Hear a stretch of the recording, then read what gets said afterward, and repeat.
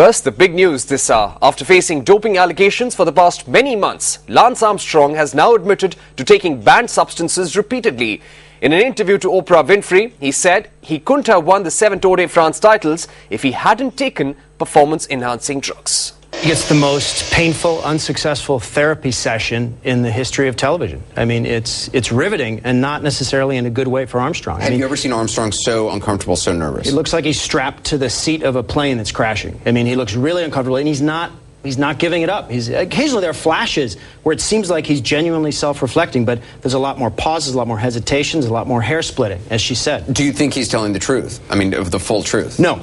I don't. Clearly at parts. In our book, we recorded very clearly that Armstrong was the kingpin there. He made a phone call to basically end Tyler Hamilton's career. He had the number of the UCI president, Hein Verbruggen, in his pocket. After Tyler Hamilton beat him in an important race right before the Tour, he called Verbruggen, had Hamilton hauled in and busted, eventually was busted for doping. That type of power was what he wielded. Armstrong seems to indicate that he wasn't forcing people, pressuring people to dope, but that goes against the testimony of numerous former teammates. Exactly, and a partial confession is sort of the pattern here. A lot of these guys, they'll confess part way, and maybe this is Armstrong's partial, and then more will come out later. Oprah did go back to him, say, is it possible that just the very fact that you were doping, that would have pressured people to dope, even if you weren't the one giving the orders? But from what you're saying, he was actually verbally pressuring people. Exactly right. Bill, what do you think of what you've heard so far? I think it's clear what we're seeing here is someone learning how to tell the truth.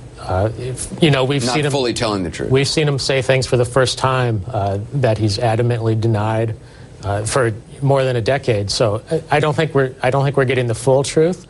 But I think, like Dan was saying, it's almost like a therapy session.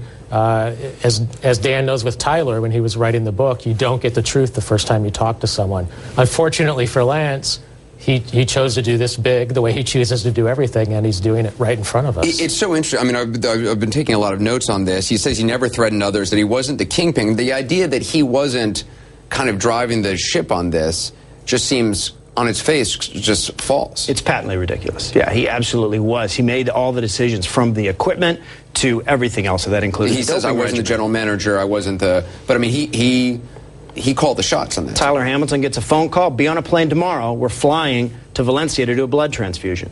That's what happens.